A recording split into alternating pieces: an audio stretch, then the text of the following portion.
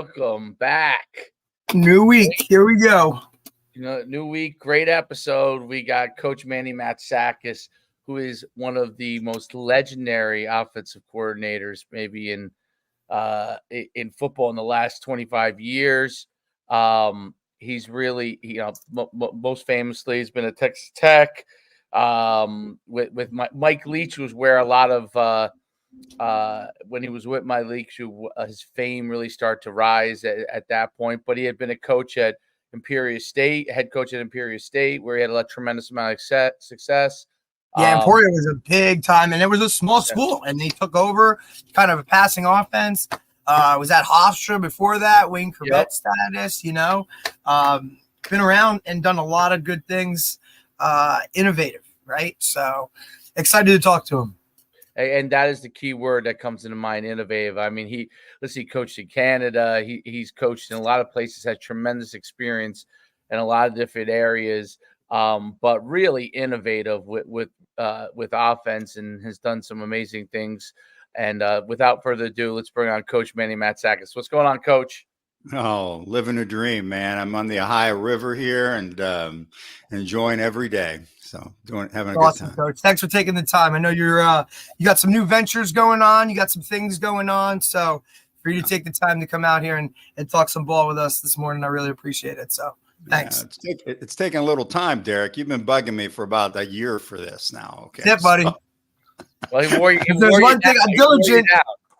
He wore me out. Derek's a great recruiter, man, and that's the whole deal. So no doubt about it. No, it's definitely fantastic to have you on. And listen, I think you definitely get the absolute award for having the greatest beard of all the people that we had. So that's taking some time, Coach. That's number one, Coach. You the best.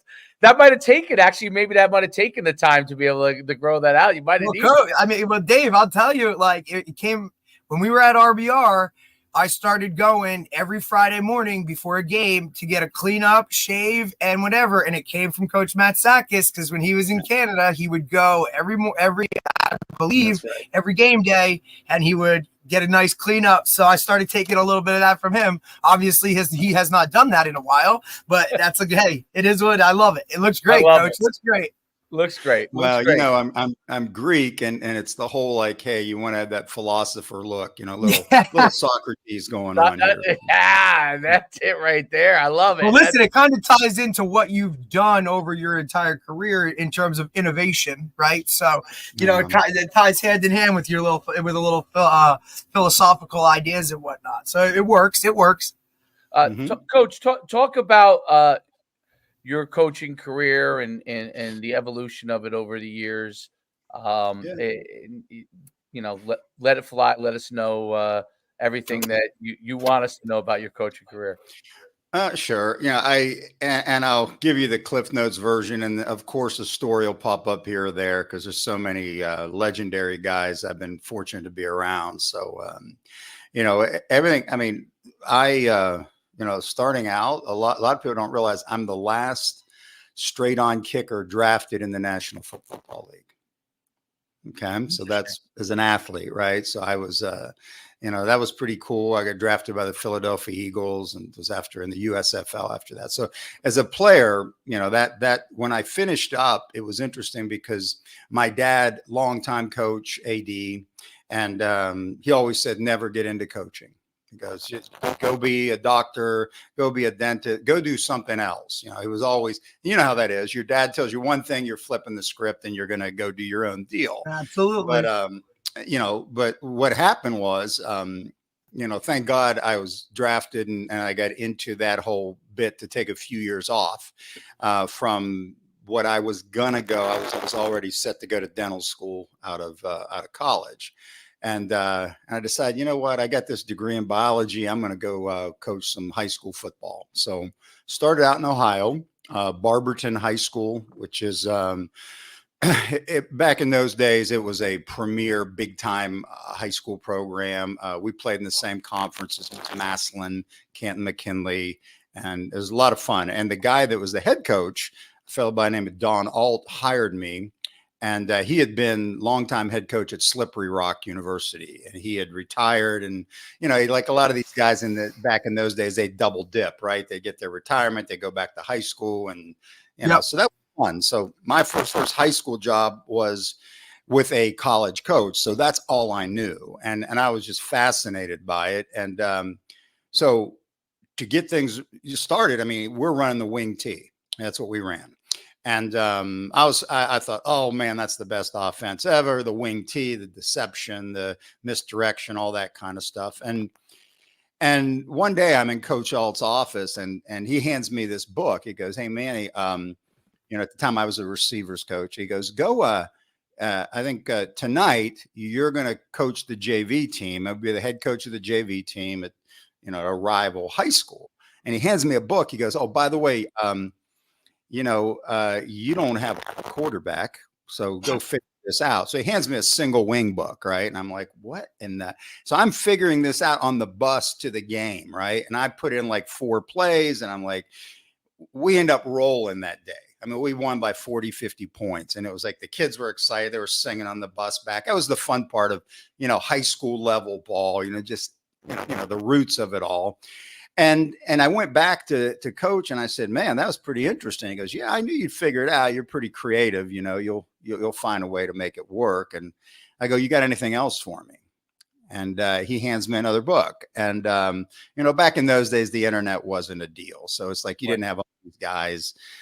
Oh, here's a play, you know, which I always think is hilarious. It's like you notice like guys will put plays up and expect, oh yeah, I can put that in like that, right? Like they have no freaking clue all the details you have to execute a play, but they're just like, whatever. I get it. I think it's almost funny. So you had, back in those days, you had to read the whole book, you know, you had to, and then ask questions to guys. And the book he handed me was Run and Shoot Football. It was called The Offense of the Future, and by Tiger Ellison. And little did I know that would reshape my formative coaching, I guess, creativity. It just made sense to me. So we're sitting there, and I'm reading the book, and all of a sudden we're in the middle of the NFL strike season, and I get called to go play for the Colts. And I go, "Coach, what do I need to do? I don't want to, you know, I'd like to do it. It'd be cool, but." So he goes, "Take the book. When you come back, we'll talk a little run and shoot." I said, "Okay, cool." So I come back, and the season, I think the strike zone was like 3 or 4 weeks, and then the other guys came back, and so we're sitting there, and we're getting ready to play Massillon, and we're in a staff meeting, and I go, "Well, you know," he asked, "Well, what do you think of this? Let's put in a run and shoot play." I said, "Okay, cool." So we put in the Gangster series, right? And this is just goes back, you look at it, and we steamroll Massillon right there. I mean, it was amazing. It was a great game for us. We probably ran it half a dozen times and scored 3 of the 6 times on one play. And I was hooked. And then the off season hits, and I'm sitting there, I'm teaching chemistry class, right? And I got the table of contents there and all that stuff. And this guy comes in, he's a recruiter, right? And he had been the tight end coach at Kansas State. And he goes, "Hey," and I'm looking, I said, "I got nobody for you. I mean, we're not, you know, we were good, but not that good." And he goes, "Yeah, I'm recruiting your brother, George." I mean, it's like 3 hours away. And I'm like, "What?" I go, "You're pretty good. You come in to convince me." He goes, "Look, if we get George to sign with us, then you can come on our staff as a graduate assistant." So I'm like, "Well, damn, that's pretty cool." So next thing you know, we're driving to Manhattan, Kansas. One thing leads to another. And coach, you wouldn't believe this, but it's like that staff gets fired the first year. All right. And then we go and we hire Bill Snyder. And that's when my life changed. So as I'm doing this, Bill's always been real education based. You know, it's like, go pursue the best degrees, do what you want. A lot of people, he's extremely cerebral. So sitting there, and I finished my master's, started working on my doctorate. And at the time, I was writing a dissertation on the history and evolution of the run and shoot offense in American football. I had about 400 pages written. And one of the cool things was I was able to connect with Tiger Ellison, who was retired, living in Center City, Florida. So I go down my spring break. I spent a week with him, and literally he opens the vault. I mean, this is stuff that, like, if I wrote a book or this was a movie, coolest thing. You're sitting down there. This guy's in his 80s, and we're talking ball, and he's pulling out these. I don't know. How old are you, Dave? How old are you? I'm 50. Okay. Well, this is before you even. So when, back it used to be like when I played high school ball, it was film, right? And some guys, what film 50 is, millimeter. right? Yeah. Well, I had that too.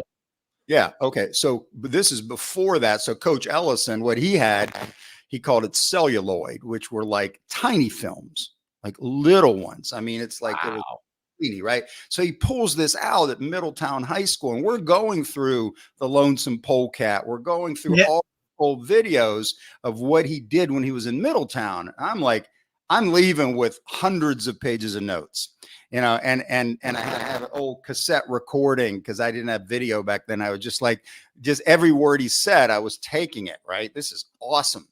And one thing leads to another, and I'm like, I'm into, and the run and shoot back in those days, I don't know if you recall, it was starting to get to be a pretty big deal at the University of Houston. Yep. John Jenkins was doing it, and they were like lighting up the scoreboard. So I'm like, I'm going to the source. This is way before all these other guys and I ended up working later on with Mouse Davis and stuff. So that was pretty cool. So I get there and I take this, I go back to Kansas State. We're not running this stuff. And it's like, we're running stand-up tight ends and the Iowa offense and all that. But, you do what you do as a coach. But you know how it is. It's like you get an idea and you can't sleep at night. It's like I'm obsessed with this offense. And back then you couldn't get stuff on the internet. You couldn't find the clips. So I'm like, man, I want to learn more about this. So one thing leads to another, and it's summertime. And this is when things started to shift for me offensively. So, Dave, Coach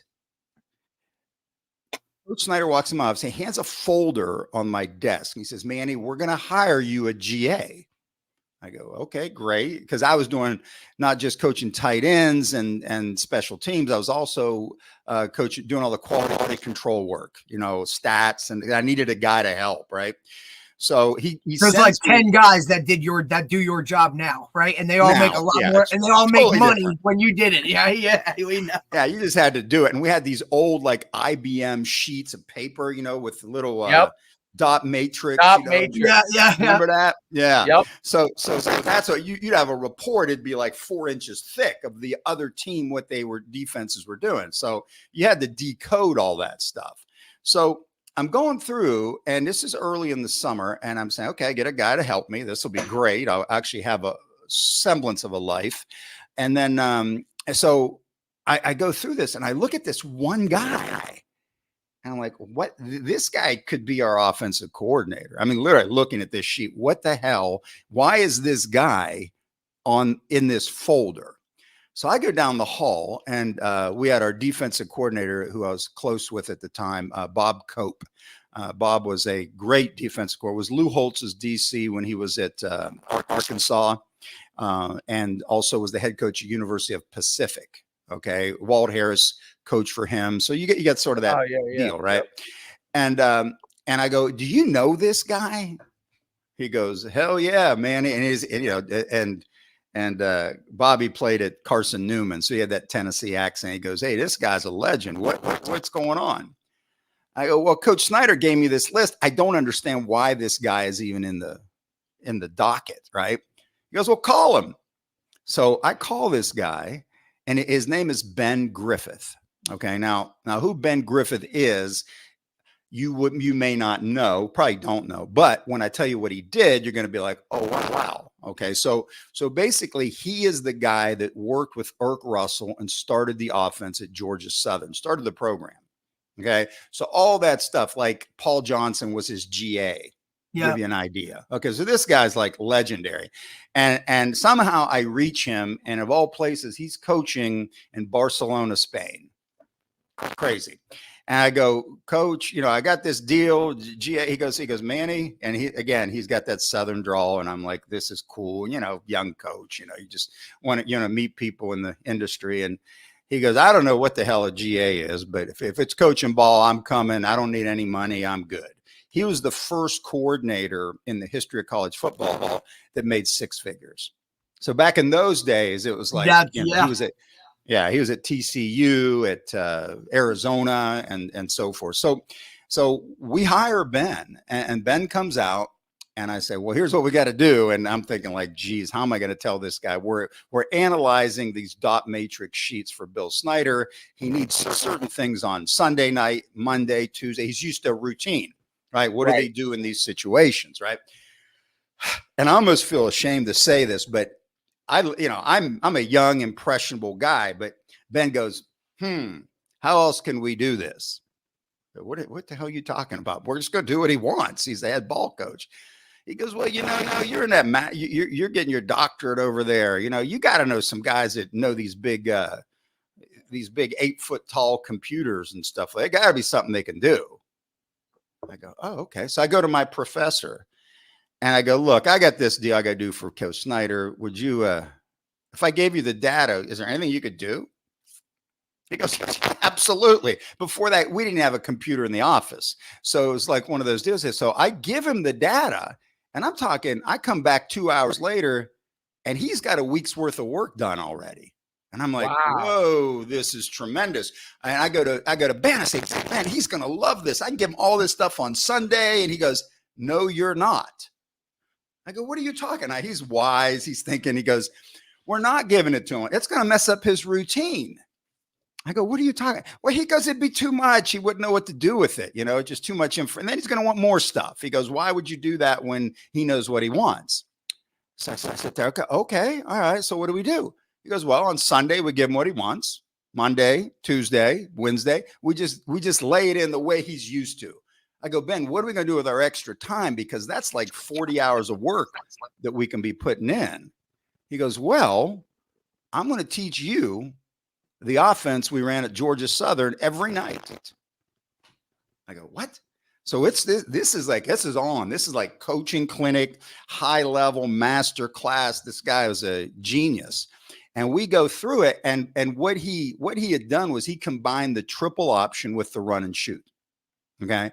And so that was like, that all fit into what I did. So I'm learning this today, I guess. I don't even know what you'd call it because the flex bone is so option oriented. Right. This is run and shoot and triple option. Nobody had done this. And so I'm learning this stuff and I'm like, oh my gosh, this is unbelievable. So I am like the season going on. We go to a bowl game out in Hawaii against Boston College. And I'm like obsessed. He goes, I got to do something. I can't keep coaching this offense. I didn't care. Back in those days, guys would take more moves and shift around, So we had an O-line coach down the hall named John Latina, great O-line coach. And John knew the guys at Holy Cross. So I'm like, okay. And Holy Cross needed a receivers coach, and they were running the run and shoot at the time. Mark Duffner was there. Clyde Christensen was the OC, and he and Clyde had worked together, John and Clyde. So he calls him, and it's funny today, everything's on cell phones and text. Back then it was actually a phone conversation. And we're sitting there and he goes, hey, I got this guy for you. He's your receiver coach. So I talked to Clyde, and Clyde goes, you're my guy. He goes, this would be great. I got a guy that's got this kind of background. You want to come from Kansas State to here. He goes, hey, we got this one guy that we're bringing in, and we're talking to him from some Division III school. And he didn't know who he was. And he goes, after that, I'll call you back. I'll put you on. We'll get you on a flight out here to Massachusetts. I go, cool. I couldn't sleep. I was so excited. I'm going to go to Holy Cross. And next morning, Clyde calls and says, look, man, I couldn't have predicted it, but this guy had an in with Mark and we hired him. I go, really? He goes, yeah, I can't even get you in the door. He offered him the job there on the spot. And the guy's name was Rob Spence. Okay. And Robbie's a good dude. We've known each other for years. But then I go, well, where the hell is Rob? Where'd he go from? He goes, well, he was running some kind of run and shoot at this school D3 program called a Hofstra. I'm like, what the hell is a Hofstra? And I'm in the Big Eight back then. I had never heard of it. And I'm like, this is bizarre. So I go, well, if D3, I mean, I don't care, whatever. I just want to run the run and shoot, and I'm thinking instead of being a receiver coach, they must need an OC. Right. Right. So I go down the hall again, which is how you do it. and I talked to my buddy Ben, and I said, man, hey, there's an OC job at this school named Hofstra. And I don't know where it is, but I think it's in New York somewhere, maybe, back, I said Syracuse. I don't know where the hell this place is, but it's somewhere in New York. Right. And he goes, all right, let's look this deal up. Let's find out. So we get the old, this is going to date you a little bit, but remember they used to have these little books that had all the programs in it. Head coach, assistant coach, literally. Right. So it's like you weren't on the internet. So you had to look in here and say, okay, here's this head coach. His name's Joe Gardy. He goes, Joe Gardy. He goes, that's an interesting name. He goes, if they're run and shoot, I wonder if Joe knows Mouse Davis. And at the time, I didn't know Mouse. Ben knew Mouse really well.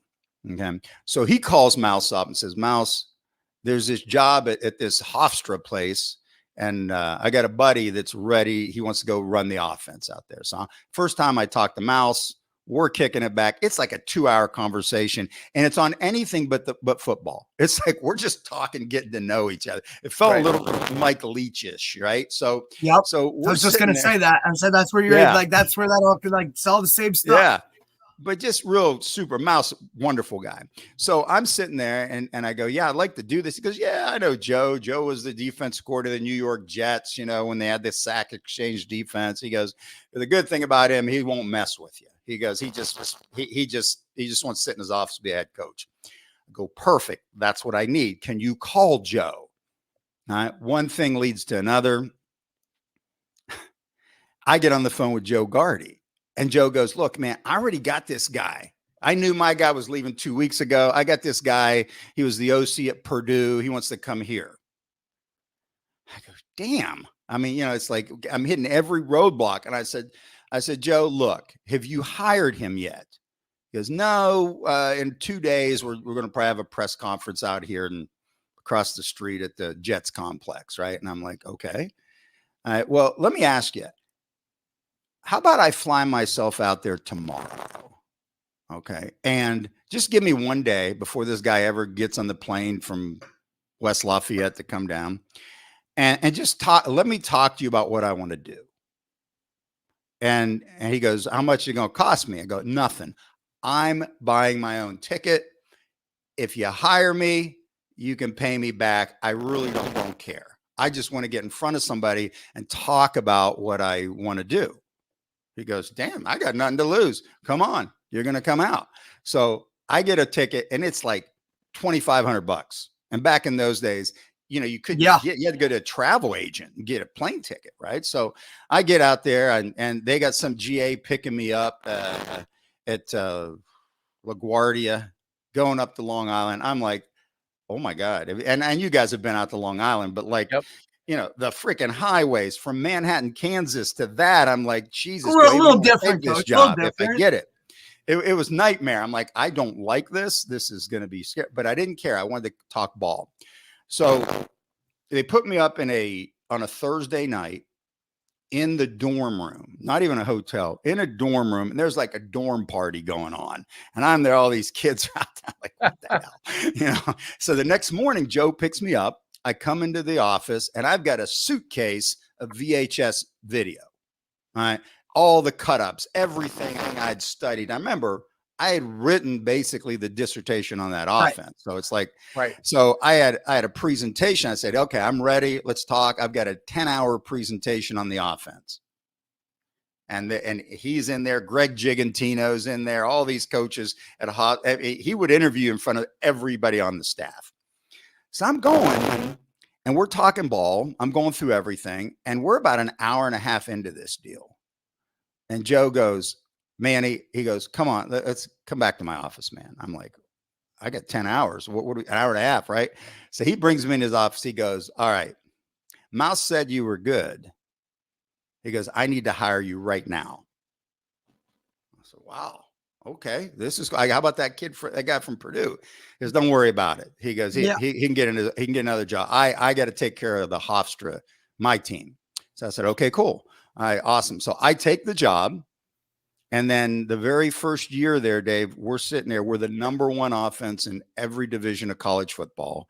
We're averaging 405 yards a game passing, had a 1,000-yard rusher, and I think 49 points a game, something like that.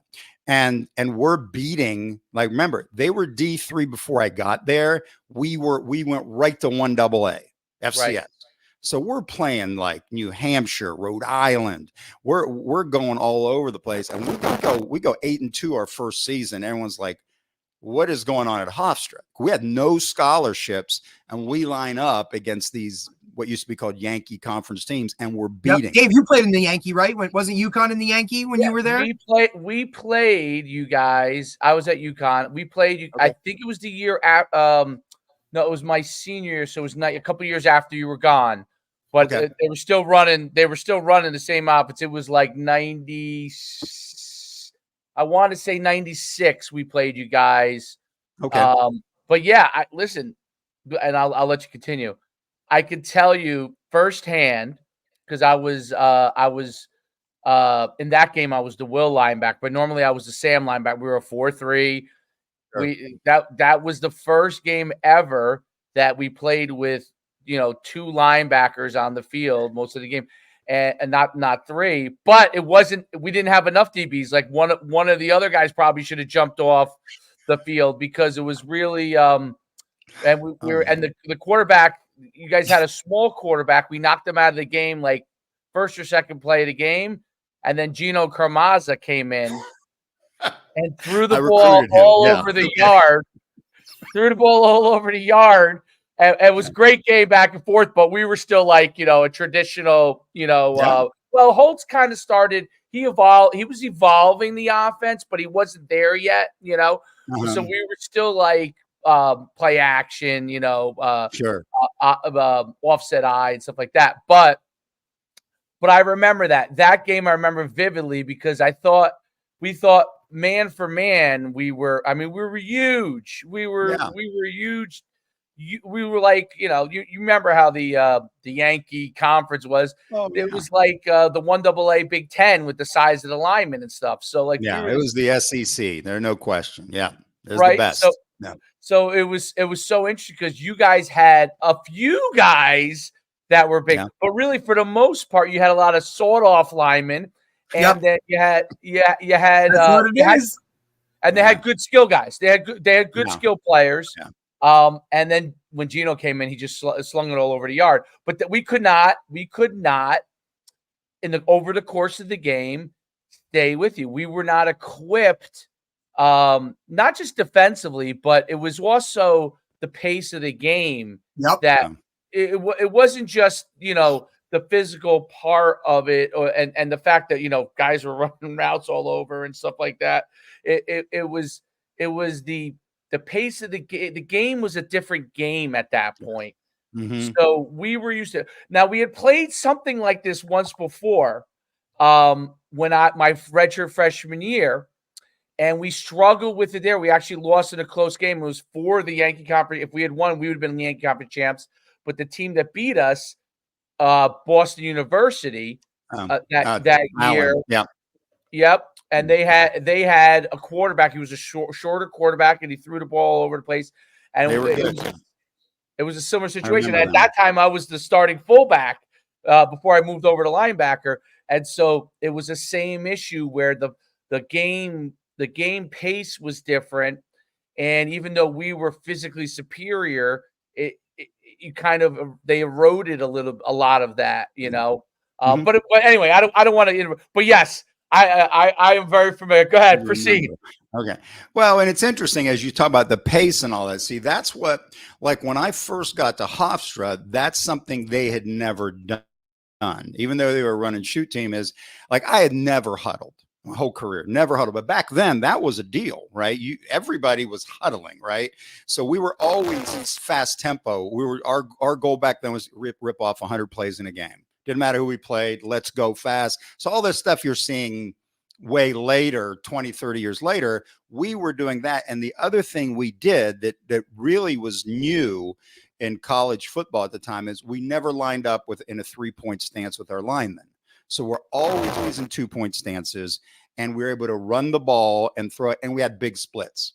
Later on, when I worked with Mike, in Lubbock, I'd show him like, man, I'd have, between my guards tackles, 5 to 8 foot splits. And he'd look at that video and says, damn, I go, why are you doing that? He goes, well, we got a rule for that tackle. If he can go as wide as he wants, if he can whip the guy on him, I don't care how wide he goes, just get him out of the front. And so those types of things we were doing before other teams were doing, that hurry up, fast tempo. We would reel off plays, and yes, we had players, Dave. There's no question. We had really good receivers. I had the Wayne Corbett kid, from Garfield there. We brought him in. One day we broke the record in a game. We're playing Fordham. Right, at Fordham. And at that particular day, it was the longest game in the history of college football on that day. Right. So I had this quarterback had come back he was our first teamer.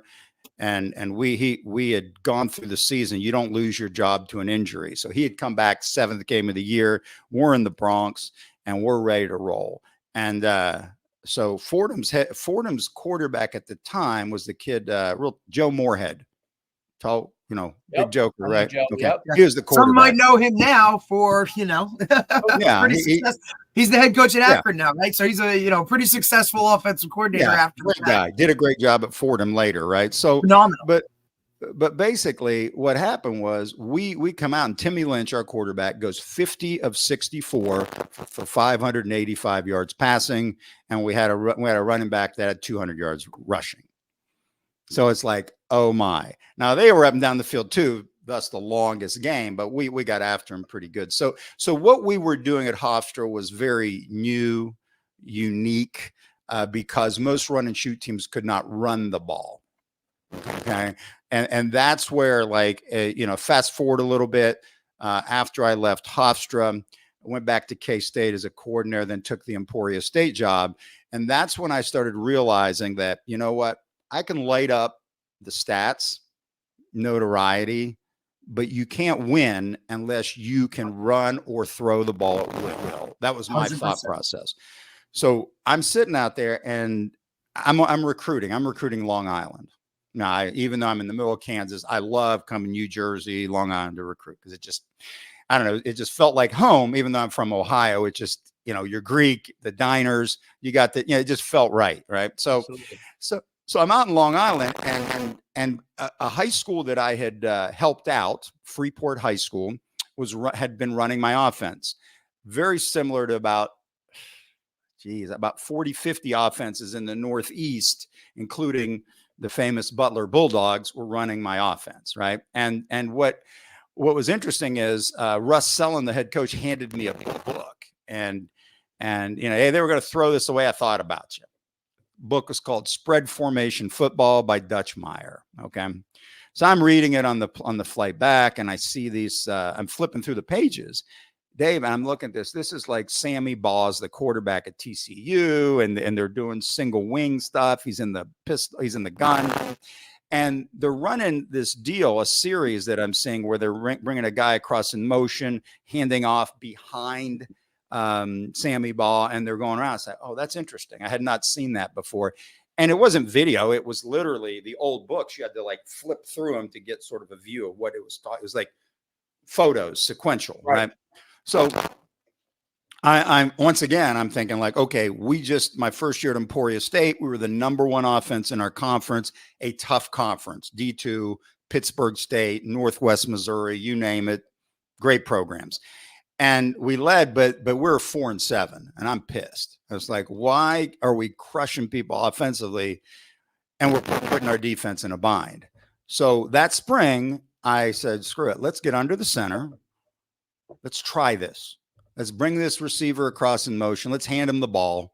And then from my days of understanding the Georgia Southern triple option, I said, let's block triple option up front, veer block, double teams and seams, and let's go get it. And let's give this little back the ball after this guy goes by, and we'll do some wing tee-ish stuff, and let's see what happens. Well, the rest was history. We crush it. We're like Emporia State's top 10 team in the country. We go up to Fargo and beat North Dakota State in their home opener in front of 18,000 fans. It's the last team to ever beat North Dakota State in a home opener. It hasn't happened since 30 years. It's gone by. And so we go up there and we do that. And then all this stuff starts to happen. We lead the nation in rushing, passing, scoring, of course, total offense, all that running this version I call the triple shoot offense. So it was like between that and loving that I would come back every summer and I would come to Butler, of all places. Every summer, I bring my staff back there. Bob Jones, whole staff, coach, and we would come back, and in a week, we would install this offense from the Pee-wee kids all the way to the high school level. And I remember these kids. It's like they were so into it.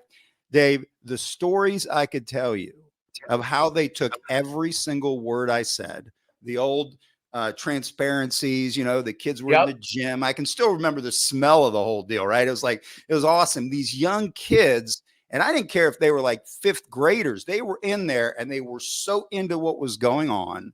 It was like, oh my, I actually get to help kids become better football players. Their coaches, Bob Jones and Mark Mickens and that whole group. I mean, they had a great coaching staff.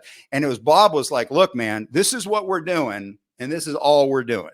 We're not deviating. And they didn't change. And we would have guys like, I forget some of these guys, DJ Nimpius. Yeah, he'd come by. I forget. Right. And he'd come by and he'd find all kinds of, he'd be bugging me in the corner there and stuff like, okay, I'm here to help Butler, but whatever, I'll help you. So it's like I coached with him a few times. We've had him on these a while. Yeah, listen. It's like, and this is the stuff, Coach, like where he had great questions. Yes. And then there was another guy that was buddies with Mark at Hanover, or shorter guy. Really Liberato, Coach Liberato. Yeah. Oh, Liberato, great. He was always there. So right? we're like, we're installing this offense for more than Butler because these guest guys would come in, and it's like they're all having success with this, and it was so much fun, and I enjoyed it, and I've been doing that ever since to other places around the country. So the offense has been fun. It's been working for decades at every level, literally. And I enjoy it, and I even do a little deal because a lot of guys, it's like I don't have the time to do as much of that anymore. So I just put something on my website, and it's very inexpensive. They can come in, they can learn the offense online. So it's pretty cool. So but it's funny because Coach, you talk about those days where you guys would come back and do all that stuff, and like me being as like literally I was one of those 5th, 6th graders, learning that stuff. And then, so like, that's always where I've gone back to, right? I mean, I was never in a huddle till I got to college, right? And I was always playing off a wristband, and I was always playing fast, and we were chucking it 60, 70 times a game in high school. And then when I and then I talked to Dave about this stuff, right? When I started getting to coaching with him and whatnot. And it's like, oh yeah, we've run like the belly series, like we've run jet sweep, like we just widen our guys out and we do all this kind of stuff. And it's like, Dave, I've been doing this stuff since like way before anybody's been throwing the ball. I said, and it really just comes down to find green grass and throw the ball to the guy, that guy. Like, it's really that simple. And, just all of those kind of things. So to hear your version of how like it's progressed, and like literally we've been doing this, it's like 1992, 91. I mean, somewhere around those things. Because what happened was, and this is an aside, I told you this isn't going to be a short deal, Dave. Okay, we're talking stories now, right? So here's a great story. So Bob Jones and Mark Mickens come out to Hofstra because we have our football coaches clinic, right? And this is before that they were like I formation, right? I think they were like 100%, like exactly right. So they're coming out, and Bob grabs me and after I'm talking about something, and he goes, "I love this. We need to do this." And Mark was like, I could see he was like I remember he was like, "Are you sure? We've won titles here. We're Butler, right? And rightfully so. They're a very good program." And he goes, "No, this is what we need because of who we are. I love how this works." And he goes, "Can you come out and clinic our staff?" And I go, "Well, yeah, I could do that, but I can also do what I do over here at Freeport High School. I'll just come put it in for you and the kids." And he was like, "What?" I go, "Yeah." So that was the very first clinic. And honestly, which was so cool. I don't even know if that was illegal. I mean, No, it probably we did. was. I mean, it was also, Dave, it was the very first, like how guys now have those first like 3 practices in June, which are basically like your OTAs now. Like we were doing that in like school ended and you had a day, and then it was, hey, Coach Matsakis and his staff are coming in. We're going Monday, Tuesday, Wednesday, install. Here we go. And there would be, all right, we're working with these coaches are going with these coaches will have the high school guys. These coaches have the middle school guys. These guys have this. And we'd be on like 3 different fields and everybody be throwing. I mean, there'd be footballs flying all over the place. And it was just like, it's what is kind of the norm now with all the 7-on-7 stuff. I don't think it was we were doing that stuff forever. Yeah, I don't think it was legal. I mean, I honestly don't think so. But I like, don't. We had Coach Hicks. Coach Hicks was there, man. Like we'd be like doing all that stuff. Now here's where it gets interesting. The first year, now Bob is the only guy I knew that was all in. The other guys were like, "Okay, head coach, we'll do this as a package." Right. So they start the season off a little rough, one or 2 games, and Bob's calling me, and he goes, "Okay, what am I doing?" And then I said, "Look, you're trying to do too much. Get rid of these things, focus on this." And they get on a bit of a tear, their first year in the offense. And he calls me up, and this is a story of all stories. All right. When it comes to helping out a high school program, Dave, Bob calls me up. It's like 6 games into the season. They're rolling. There's like some kind of a, remember in the day in newspapers, some kind of feature about Butler's offense and how they're rolling, right? So they're lighting it up. And I'll never forget this. Bob goes to me, he goes, "Look, there's this guy down in Patterson that needs help. He's sitting here. He's 1-4, 0-4, hadn't won a game. He's got a good quarterback. And he keeps bugging Bob at Butler, wanting to know what the heck we're doing." Because I think at that point, maybe, they had won 4 games in a row or something like that. And I go, "Well, what do you want me to do?" He goes, "I don't have time and I don't know it like you do. So can you talk to this guy on the phone?" I go, "Yeah, I'll talk to somebody on the phone." The guy calls me up minutes later. And this is the story that to this day, I know this was illegal. There's no doubt what I did was illegal. But here's what happened. I get a call, the head coach at Patterson Catholic. Okay. Benji Wembley. And he and his buddy, who was like a councilman or something there, right? Coach. It's Lou Mathis and Benji. Lou Mathis. Lou Mathis? I knew the name. Another guy named Campanile? No, Schumacher. You know a guy named Larry Schumacher? Larry Schumacher? No. Okay. So he was there. He was like a mayor or council person, something like that, right? Right, so right. He had the money, so to speak, right? So however it worked out, they're on the phone with me, and this is like on a Thursday, and they got a game Saturday. And I go, "Yeah, I can help you." I said, "We're open this weekend. We don't play a game, and we're out of school on Friday." It was like a campus holiday or something at Hofstra. I go, "Yeah, just, bring your staff out. I'll clinic you on Friday. I'll teach you what you want. I got nothing else to do. You buy the pizzas and we'll be good to go." Right. So I'm there with my GA in my office at Hofstra, and I look out, and I can't make this up. It's like literally the GA is running up to my office. He goes, "Coach," he goes, "there are 2 busloads of kids out here and coaches from Patterson Catholic." Wow. I'm like, "I never said to bring your whole freaking team." Now, somehow they got that in translation. So they go, "Look," he goes, "we need help. We haven't won a game this year. We need some freaking help." I go, "Look, guys, what do you want me to do?" He goes, well, Coach Jones said you can install the whole offense.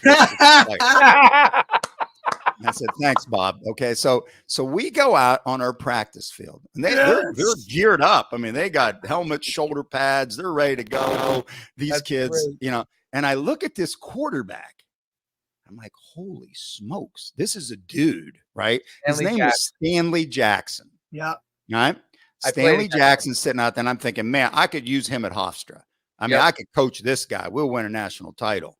And so in a matter of about 3 hours, I install enough of the offense where they go back, steamroll the next day, the team they played by 50 points, and they didn't lose a game the rest of the season. Yep. Stanley Jackson goes to Ohio State, right? Starting quarterback there. And I'm thinking like, damn, I should have had him I shouldn't have helped him so much. He might've come to Hofstra, right? Yeah. So because they weren't winning, and literally on a Friday afternoon, they're leaving. And they asked me, how do we call the plays? I get a 3x5 index card. I said, okay, here's what you do. Look at the over top coverage. These are the plays you're going to call. And that's it. I gave him like 6 plays. I said, you're going to run these. The kids will be fine. Don't huddle. Just when you line up in the formation, because you'll see what they're doing. And then you've already got the cheat sheet right there in front of you. Yep. And they rolled. And it's like, I look back on that now thinking, oh my, could you imagine today? No. You're sitting there at Rutgers or someplace, and a high school calls you and you say, oh, come on up, bring the whole team up on a Friday. You guys, we're going to put it all in for you. Woo. Crazy. Only a couple violations there. Yeah, total. I was unbelievable. I was a bit of a gangster in those days. So it's funny. So listen, and Benji ran with it and he used it. So Dave played at Snowbrook High School, right? So Lower Bergen County. So he and we've had Benji on, and he talks about. I played against Stanley Jackson. So this had to be the year that they started doing stuff, because Stanley, because the year before, I can't remember. Maybe Stanley was the quarterback the year before. I don't remember. But this was my senior year. Stanley was a year or two younger than me. He might have been a sophomore, or at least a year younger. Maybe he was a sophomore. Okay. And they came out it came out in the Lonesome Polecat, they called it. Okay. Yeah. So they must have gotten that from you. Wonder where. Yeah. Okay. Yes. Right. So they come out in the Lonesome Polecat. And I think we had saw it, like in a game or two before, like Paris. So backtrack a year or so. I think it was a year earlier. You're right. They hadn't won a game. So we beat them. I scored the game-winning touchdown. They were tough and they were physical, but they weren't like good, and I scored, and we played them in the rain. I scored like the winning touchdown against them. And then the next year they came out, and they were in the Lonesome Polecat. And when we played them, we lost them. I think it was like 36-16. Like I scored 2 touchdowns, but they were like, I was playing for the first time a position that they basically put me on the line to rush Stanley Jackson, because I was the only person that could tackle him. But he threw for like acres. He threw for acres in that game. And he ran for a bunch of yards too. But that was the first time I'd ever seen anything like that in high school. They literally had their other guys. So I'll tell you a funny story about all this. This is how like the influences work, right? So I take over a program. This is many years later, and we're really not. It's like the first stages. Like my first year, we were, we had like 10 seniors and like nobody in between, and like 15 freshmen. You know what I mean? Mm-hmm. Then the next year we were JV. I had to go JV. Then the next year we were back at varsity. So we still weren't there.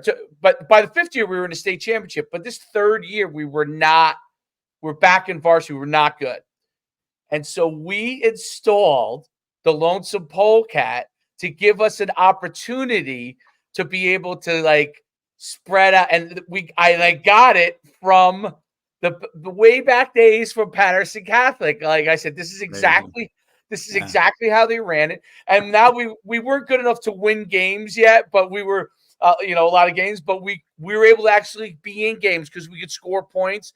And we used it more as like a multiple package, but I got it directly from that, which it's so funny that you're telling this story, because I remember when Stanley Jackson was in there and we were like, this is going to be a problem. Like this is Nobody knew how to handle it. Nobody knew how to handle those Well, things. I think that's also something like, right, that kind of benefited the offense in the early days, is that wasn't the norm. Like, you didn't see, so defenses were geared to stop certain offenses in the box, 4-3, 4 downhill, and now all of a sudden here we come, right, and we're spread out, 4 guys out wide.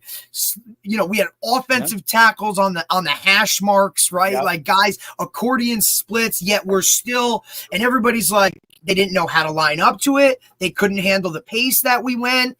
And look, it wasn't because, you know, now look, there was a couple guys at Butler that were some big time players, but we were nothing, like, you know, everybody was, you know, just another guy that loved football and was passionate about it. Like, we weren't physical specimens. We didn't have the measurements. And here we are coming out doing things and being extremely successful with what we were doing, mainly because we put in an offense and we lived it, we breathed it. It was, you know, we started it from the time we were in 5th grade, and we executed it, and we just did it. And, you know, as it just evolved, we just kept going with it. I mean, I love to tell it. People always think we just threw all over the yard. Like, there wasn't a year I played that I didn't have, you know, 1,000-yard rusher on my team. Like, every year that I played high school ball at Butler, there was a 1,000-yard rusher at least. You know what people didn't realize too, that when you got stars like Stanley Jackson, or when Glenn Rock had all that run of superstars, Grant Adams, you know, and it's funny because when my first coaching job was at Saddlebrook, and we were the Georgia Southern Paul Johnson triple option, spread option to a T, and we would face Glenn Rock's run and shoot in the playoffs. It was such a wild, exciting thing, because those were two obviously different. You meshed both, right? But there were two opposite. Which was what makes it successful, because you have to prepare for 2 different things all the time, right? When we put in the jet sweep in the belly series, right, where you're hitting belly with your running back and the motion's coming. I mean, these guys had no idea what the hell was going on, and it's great. I love that stuff, right? I mean, you're talking about your running back at Emporia, Shea, who literally, like, still has records. Yeah, he was, when he graduated, a lot of people don't realize that when that kid graduated, he was the all-time leading rusher in college football history, all divisions, right, in the run and shoot offense. Mm-hmm. So in the run and shoot, this kid had over 7,000 yards rushing in his career. I mean, it was insane. One of my best buddies, Tony DeMeo. What was he, Coach 5'8"? Tony DeMeo. Oh, yeah, we had him on. Tony was at our rival. We've had Tony on. He was at Washburn, and it was always, we play Thursday night, televised game, Fox Sports. It was a huge game, sold out. And I'm fortunate. I was 4-0 against Tony. But here's the most important thing. Our back, Brian Shea, in 4 games, had over 1,100 yards rushing against Tony. Wow. Yeah, it's a record. Nobody, I don't know anybody that's done that, but it's interesting because of what we were doing. And Tony and I go, so, I mean, I talked to him about a week ago. He calls, checks on me, and keeps telling me to get the Ferrari out of the garage. And so what are you talking about? He goes, you need to get back and coach. He goes, that offense, I'm watching college and pro ball. He goes, why are you not coaching? You know, that's he's constantly in my corner. I love that guy. I mean, he is, even though we're rivals to this day, one of my favorite people on the planet is Tony DeMeo, no doubt. And it just, I've been blessed. Great dude. He was like Coach, when we had him on, he was funny. Yeah, he's a piece of work. We had Tony and DJ Nymphius on together. We had them both on, which was a ball.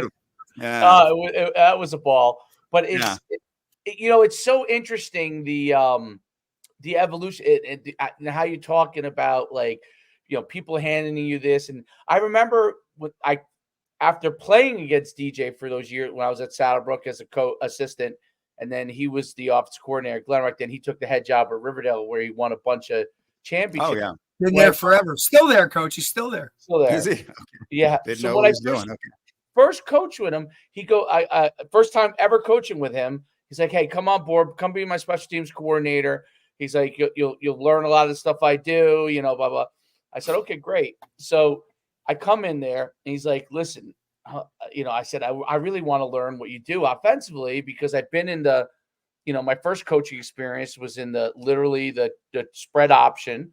And now you're a run and shoot. I want to learn, So he hands me a bunch of like cassette tapes, and it was Montana, okay, from the mid '90s, where I guess they were running a version, A little bit. a version. They were more spread, I thought, like They were. regular Yeah. spread, right? Mhm. And then he told me to get this book from them. It was like this thick. I mean, it was so thick. And then he handed me all the Glen Rock tapes when they had all the like really good teams. And I'm watching all these different tapes and I'm watching the Glen Rock offense.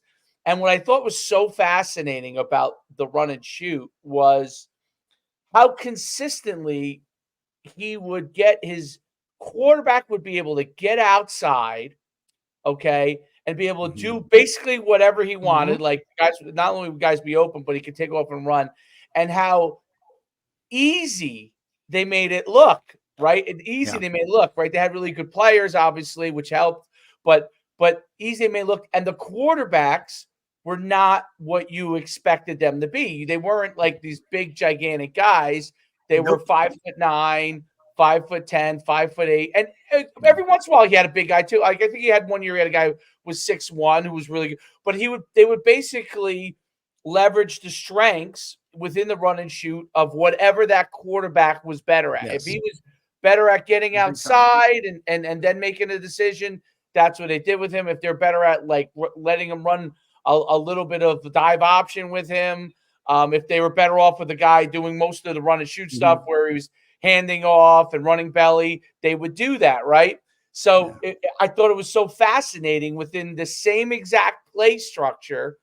He was just leveraging what the quarterback can do more. Those were the plays that he ran more. Those were the plays he ran more versus actually the system changing. It was just, okay, I'm running. My quarterback can really get outside. I'm going to get him outside and let him take off and run if he needs to.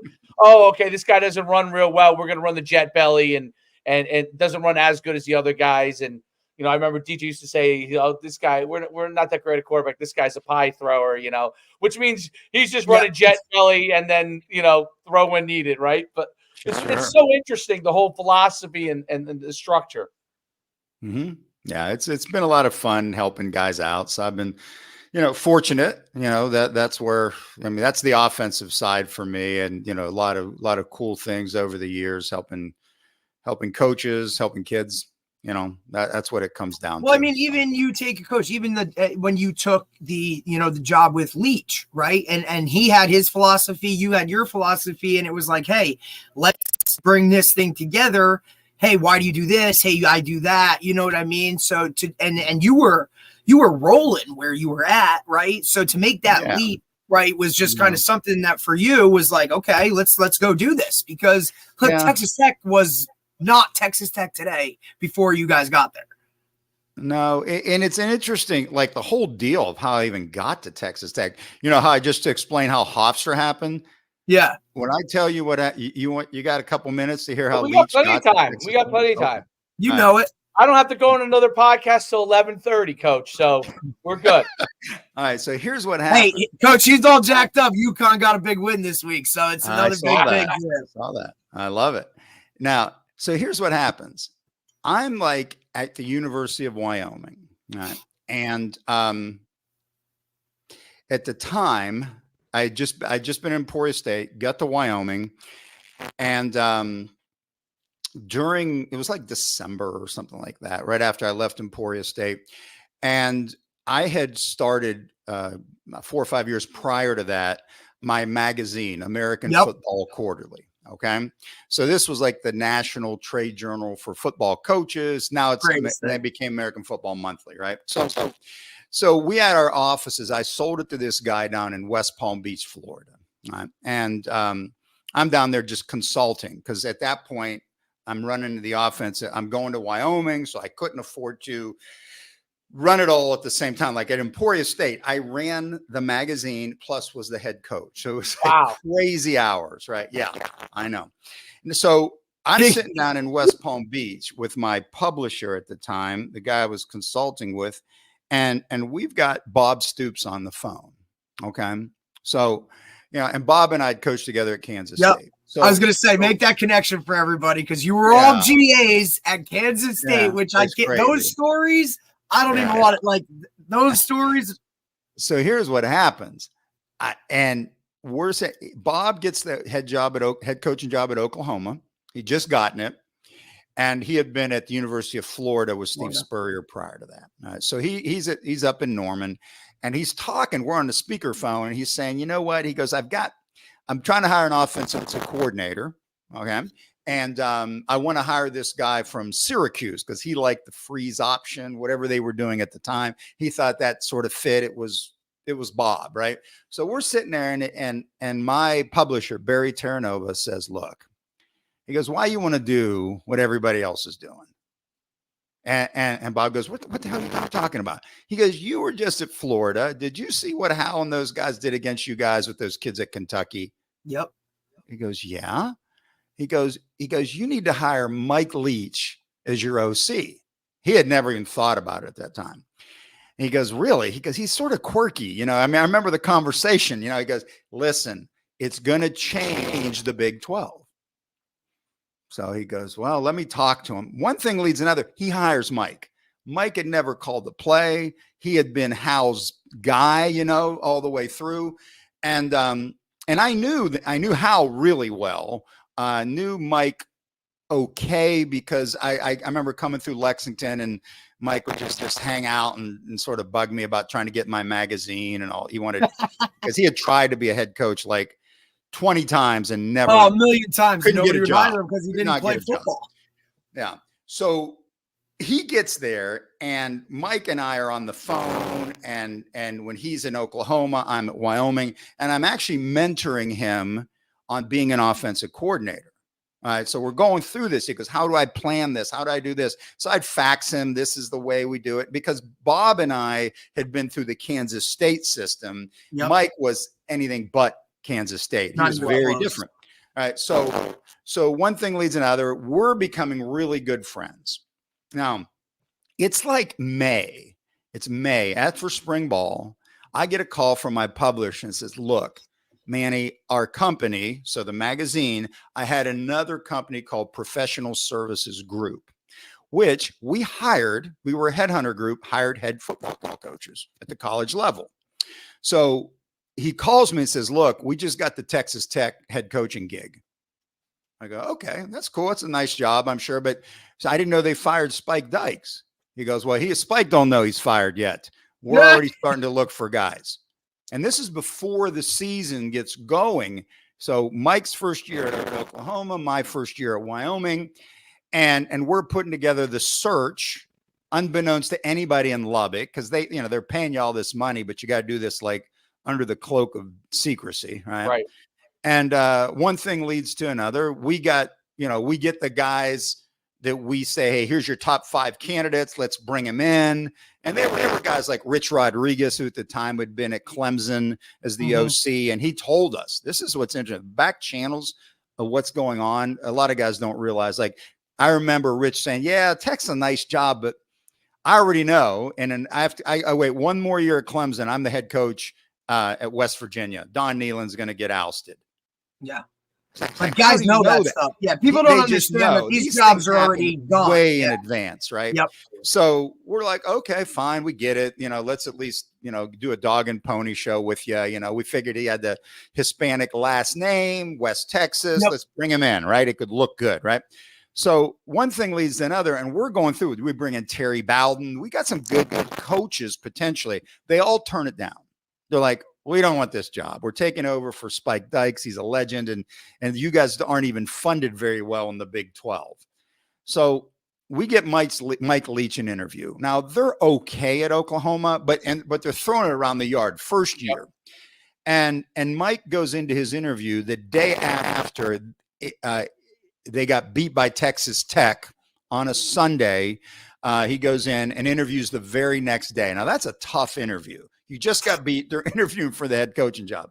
Mike bombs the interview. It's horrible. I mean, it was maybe the worst interview ever for a head coach at the D1 level.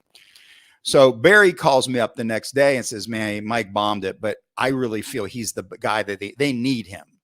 I go, well, what the hell are we going to do? He goes, they paid us crazy amounts of money to find them a head coach. I go, here's what you're going to do. You're going to go in. Oklahoma plays Okie State, their last game this week. Let's get him an interview after that game. Tell him it wasn't fair because of the situation. They buy that. In the meanwhile, my secretary at Wyoming is putting together his whole presentation. Right? I say, okay, do this. Here's flow charts.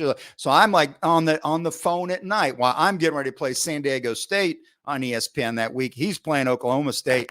And I'm going, Mike, this is how you present. We even bought him a freaking suit to wear. His first interview, he went in Billabong shorts and flip-flops. Yeah, that sounds about right. Sounds about right. It was. Yeah, to Texas Tech. Yeah. So then the next thing you know, we get him the interview. He's got all this. He looks like an attorney. He's coming in with a suit and tie.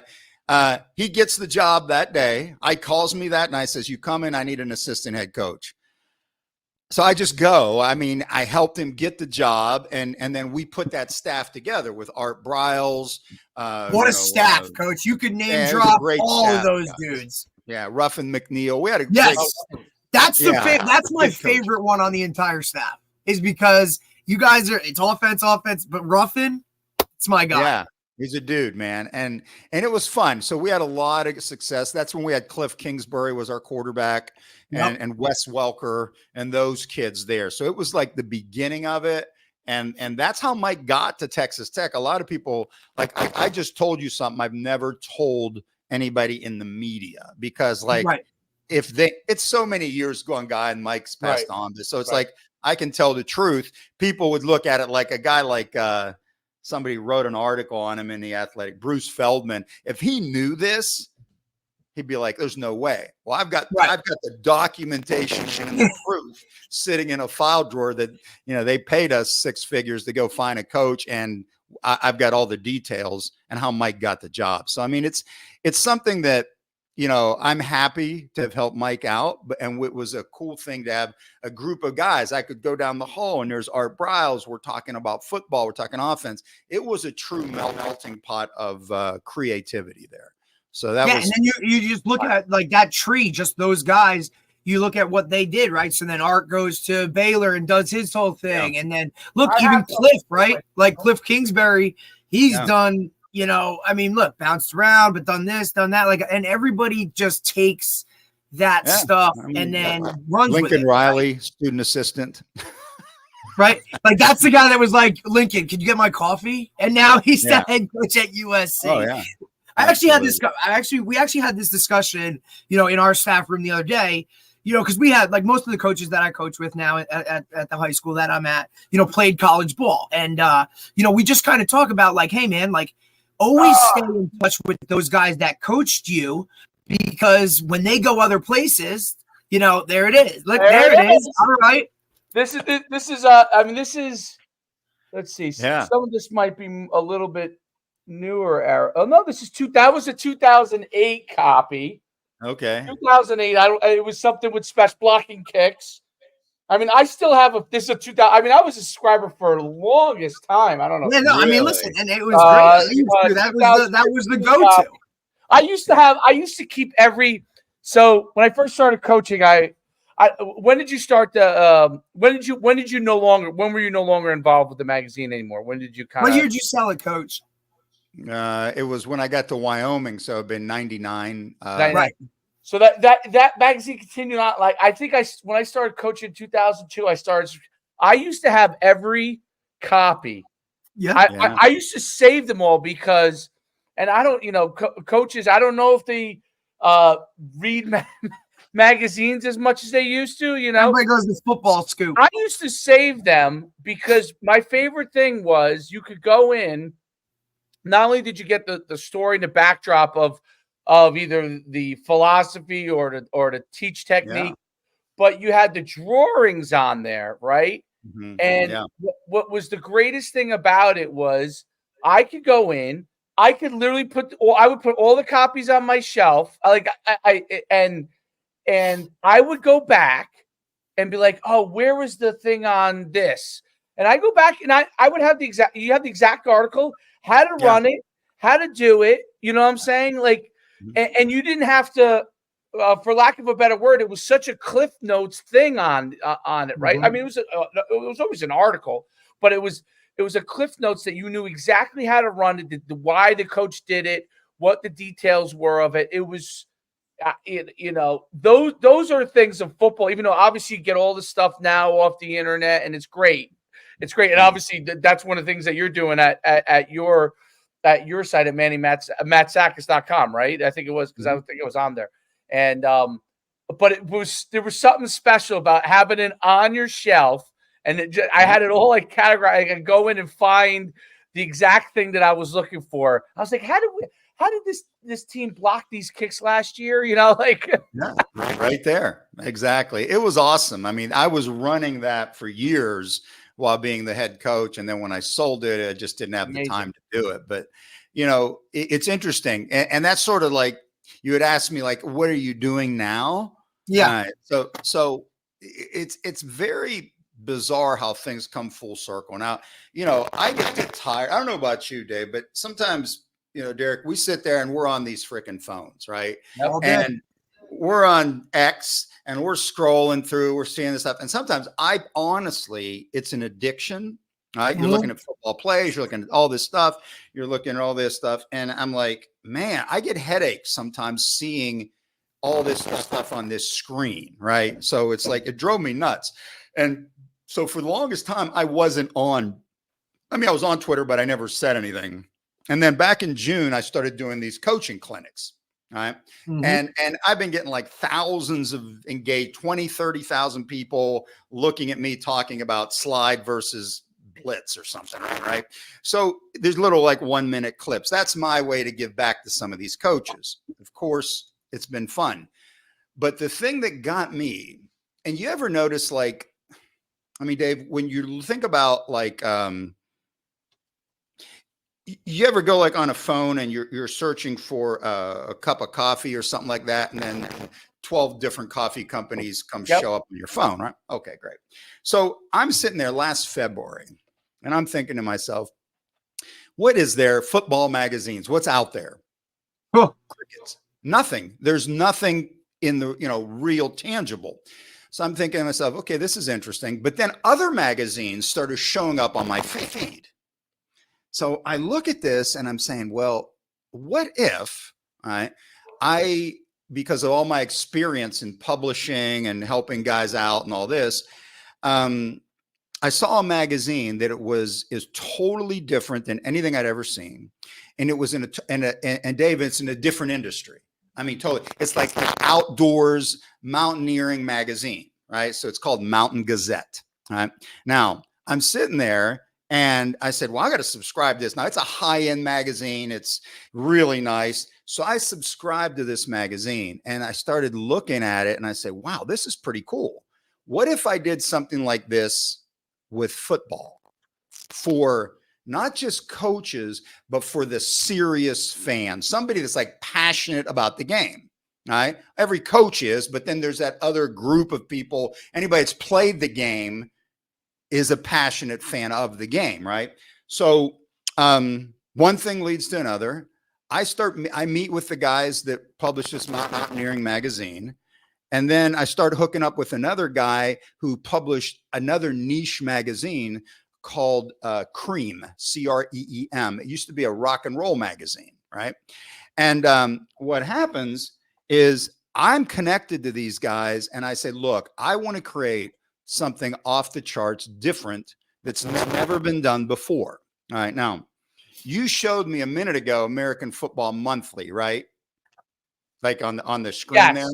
Yes. Okay. So it used to be, here's one here, American Football Quarterly. Yep. Okay. And it was much thicker, right? Like what you have probably was staple bound as opposed to what we call Right. book bound, right? Okay, so this was much different, right? So what I started to figure out was, okay, I want to create a high-end football magazine, and I don't know, Dave, personally I like to smoke cigars. Okay, so be it, right? So I've always subscribed to Cigar Aficionado. Oh yeah, yeah, of course. Right? Yeah, and you've seen, I mean, Cigar Aficionado is Yep. like this big, right? This is it, right? So a regular magazine like Athlon's is going to look like this. Right. Now, all right. So here's the concept. This is what I'm creating. It's called, all right, Gridiron Aficionado. Ooh, I like Right? that. Yeah. Now, here's the point. It's going to look like the size of it. All right. You're going to get a good feel of this thing. Let me put up Cigar Aficionado. Okay. This is cream. All right. This is, okay. This would be a regular magazine. See the size? Yep. Of what we're talking about. So I'm talking about 160 pages, perfect bound book published twice a year. Wow. And here's Mountain Gazette. Oh yeah. Monstrous, right? Okay. So I've been working with these guys. I've got a printer up in Vermont. I've got all the photography, all these different people. So what I'm actually doing is Gridiron Aficionado is basically, think of it this way, in one sentence: large format, coffee table, limited edition football magazine published twice a year, all right, with amazing photography, Yep. long form articles, details for the passionate fan, but it's only in print. So like when Love you get this, like I was talking to Hal Mummy the other day about this, and he's like so juiced about it. He goes, oh my God, he goes, people are going to buy this magazine. It's going to be sitting on your coffee table, Dave, and your friends are going to come over and they're going to try to steal it. Because because they're going to say, where do I get this? Well, you can't get it at the magazine store. You can only get it by subscribing online. So it's high end. It's only for that. So it's going to have, I mean, we've been working on some things right now that will, this will be second to none. It's truly something that I'm so fired up to do. And I'm going to actually, starting today, I'm launching a deal where I'm going to, and I'll send you a link where people can go in and get into what I call my war room. All right. So think about this as a potential subscriber, right? I'm starting grassroots. So I'm going to go out and I'll send you a link, say, okay, just put your email in, and then you're going to be part of the creation of Gridiron Aficionado. So I'm going to send in you information. We'll have an occasional Zoom call, and I want to create what becomes a founders club over the next couple of months as we're building something that has never been done before, that I can guarantee you that any one of your buddies will want. Yeah. And here's the thing. Let's say we've got X amount of subscriptions. That's all we're printing. That's it. So every issue sold out. So the first issue is going to come out next summer, 2025. And it has been a process to put this together. I just want to leave something that is a legacy, something that I can, in my time working and helping just people, it's really what I think the game needs, right? Instead of just crap, writing, those kind of things. I mean, think about the history of the game, all this stuff. That was like when I sold American Football Quarterly, and a couple of years later became monthly. Like the Quarterly, even though this is a coach's journal, now what I'm talking about is even more than this, but it's like we would have articles on history, right? We would have like, hey, did you know? I mean, did you know the story of Fielding Yost and what he did and how he did it? Rockney, all these, and some of these guys that people didn't even know, or even the game, right? A lot of people don't know, like, here's a concept, and it's on my website. I wrote an article on where the name gridiron came from. Okay. Like in the early 1900s, all right, Dave, the football field was lined like a piece of graph paper. Mm-hmm. Gridiron. Grid. And nobody knows. I mean, I say nobody, very few people know that. I wrote an article with photos of it in the early 1900s, like, oh, the game was different then. So it's like, I love the history of the game. I love the strategy. And even now that I'm out of coaching, I love the tailgating side of the game. I want to know what people are cooking. What are they doing? You know, I mean, that's the Greek. That's the Greek coming out, Coach. Well, but it's like, to me, it's a passion unlike anything else in our country. I mean, I love sports, but there's nothing like when the fall hits, it's football. Yep. And there's nothing like it. I mean, and look, I love all kinds of sports, but football itself is such a passion. And so my plan, and like I said, I'll send you a link to the landing page, is I want to build a foundational group here. I'll be in for that.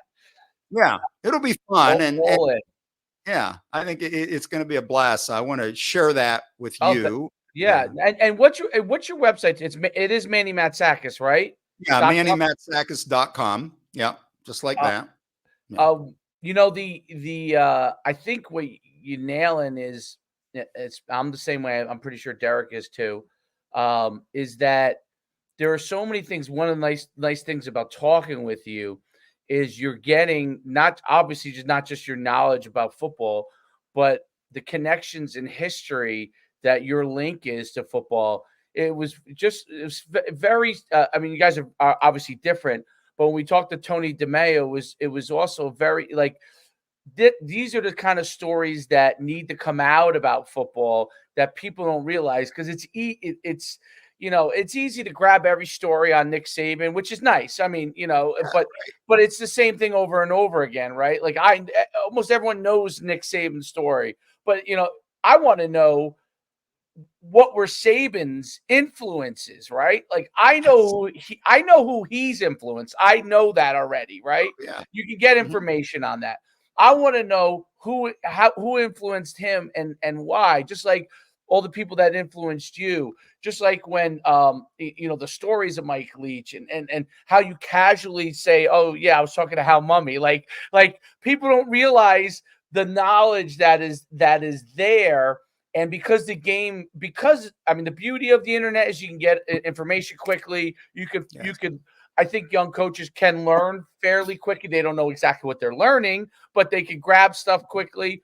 But the history and the foundations of like the triple option, the run and shoot, the even going back to the single wing, like why were those offenses run? When Bud Wilkinson put in the wishbone, and when Tony DeMeo was telling us the stories about how like when he went down there and only because I researched it did I know. Like I said to him, he said I knew that Bud Wilkinson and who was I thinking? Darryl Royal. Darryl Royal, yeah. So that Darryl Royal was so giving to Bud Wilkinson of basically all the information on the wishbone, which ended up he beat him with. You know what I mean?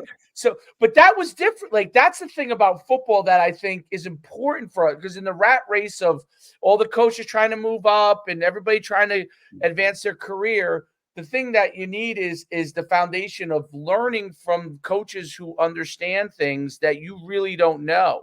And the history of those relationships and the building of how these offenses got built, how you taught this stuff to Bob Jones, and how it has become a leg. Like it's amazing. Butler to me is one of the most amazing stories in New Jersey high school football. Okay, because a system that you guys brought to him, to Bob Jones, is still in use 30 years later with wild success. It's going to end up being 40 years later, but with wild success. Yep. They're about to win another one.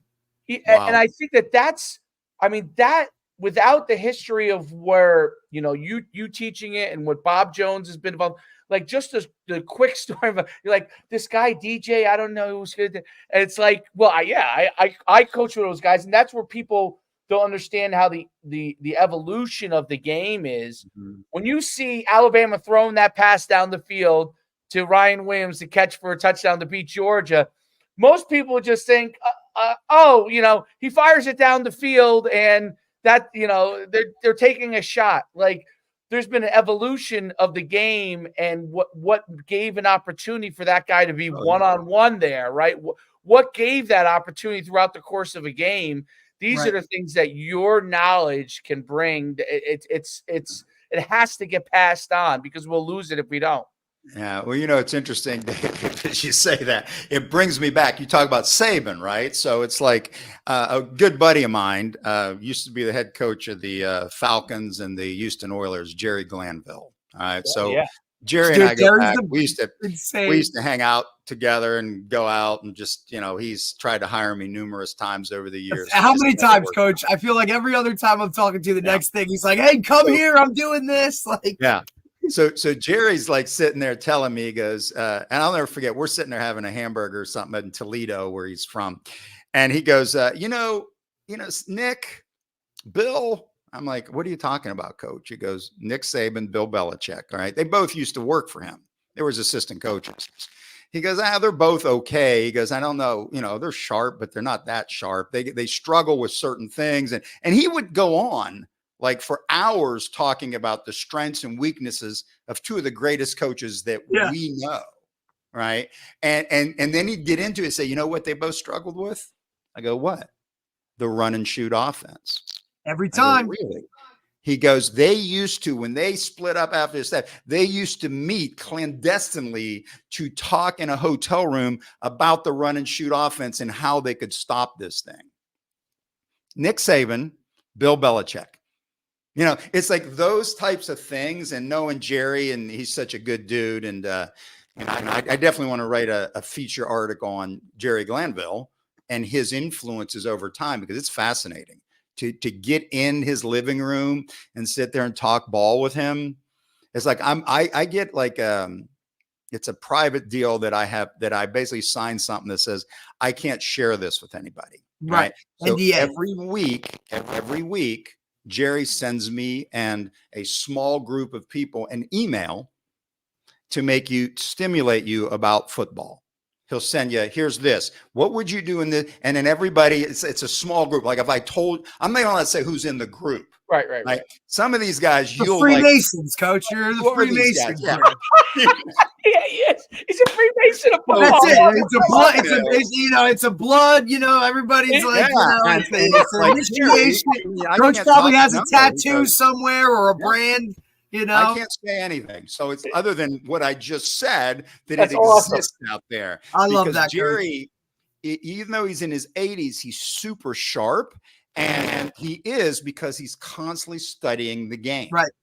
He works this out every day. Yeah, he really does. And I think that's what makes him so good at what he does. But everything from, there's so many cool things out there. You're right, Dave. And I'm excited to bring that forth. Right. And, so you'll definitely have to give me your, later on, just text me. I'll give you my cell number, and then we should connect. Cause it's like the opportunity to help, or really just to deliver to a public something real, tangible about football that they can't get anywhere else. It's like, there's nothing like it. No, it's and listen, to me, it's like, I know, I didn't know that it was you until Derek told me, obviously, that originally started American Football Monthly. This was years ago. Derek told me this, coaching an RBR. Yeah. He told me that I've been pumping this for a while, Coach. Come on, man. Football Monthly. I and that's why I'm so all in on the any next thing you do, because that American Football Monthly, when I was, in the transition of information going to the internet, like those 2000s time frame, there was a lot of garbage that was up there originally. Yeah. Now it's a lot better, but there's plenty more garbage, but you're able to kind of filter through because the algorithm's better. But back then, in the early 2000s, I wanted to learn as fast as possible. I wanted to learn as much. I would sit there and read everything. I was a head coach at 30 years old. I didn't, I was very young. So I was trying to read everything. I only had been an assistant for 2-3 years, and then I was a head coach, so Oh yeah, Dave made the jump real quick. And then because I had been in business first, and then I had got my his MBA, coach. He's got his MBA. Don't let him be, don't let him hold out on you. He's got that stuff. He's been an NFL agent for a couple of years. He's done a lot, coach. This guy's like well-rounded. Sounds like I need to make a trip to New Jersey. That's what it sounds like. Listen, you got a great excuse, buddy. You're a Renaissance man. Even though we both love football, you're a Renaissance man like I am. Like I have multiple, even though I love football to death, and I'll that's always my core.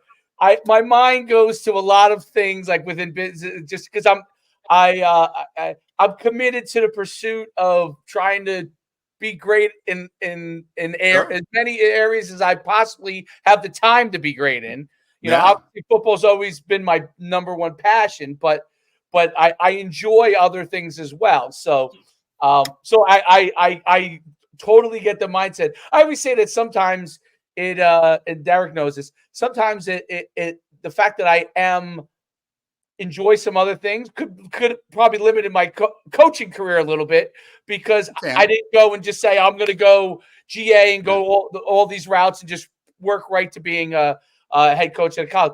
But that's what I think is the beauty of it. In the world, you want to enjoy as many. You live once, right? And that's right. Things are your passion, but you want to enjoy the things that you also enjoy, right? So, I didn't want to limit all those things. But I am totally all in. I love it. And I think that what you're bringing has been so unique, in that American Football Monthly, like I said, I would sit there and read it. I would store it. And then as soon as after I read it, like every month would come in, I would read through it. Sometimes there would be something that would be pertinent right now. Sometimes I was just reading through it, but I would save it. And I would make a note. I would say, there was an article, I might be able to use this down the line. Mm-hmm. And lo and behold, something would come up in a game, and I'd be like, you know what? Where was that thing on blocking kicks? I know we could block a kick here. And I became a great special teams coach because I would read the special teams stuff in there. Was amazing. You know how hard it is to get special teams stuff that's good? And you're a special teams guy, right? Originally, right? So that's how hard it is to get people to play great special teams. I remember the kickoff lanes and how you would have the guy who would be in charge of basically the safety part, and how you would utilize the kicker as the safety in the kickoff. And I remember all those things in the wall. I mean, all of the right and left kicks. Before I started reading those magazines, I just, guys would be like, just run middle wedge, and then just do this. Yeah. There wasn't anything to it. In a while, you're running the right side, a guy reverses. I'm like, well, what if, I saw this here, and I'm like, what if we did this, and like I created, I remember it used to be such a great thing on kick returns. I created what would essentially be like a box wall, basically on the kick return. So we would go to the right or the left. I would protect against anybody coming through, have a wall leading, and then a guy would pick people off. And everyone's like, why would you do that? I'm like, well, we don't just need to run middle wedge and hope for the best. Like, let's go to the right or left. And let's do something different here. Yeah. But that was just like a simple thing. And I learned that from American Football Monthly. I learned those kind of things because there would be different guys with different philosophies. It's so amazing. But I don't know. I have to. I don't want to, Derek. I don't want to end this because we're good, coach. He's listed. We're good. We're good. I have to jump off, but I don't want to jump off. Coaching's easily accessible, especially, you know what I mean? We can do it round two some other time. It's fine. Listen, I would love to Coach does a lot. It's amazing. He's been nothing but a mentor to me through everything. Send me Dave's information. 100%.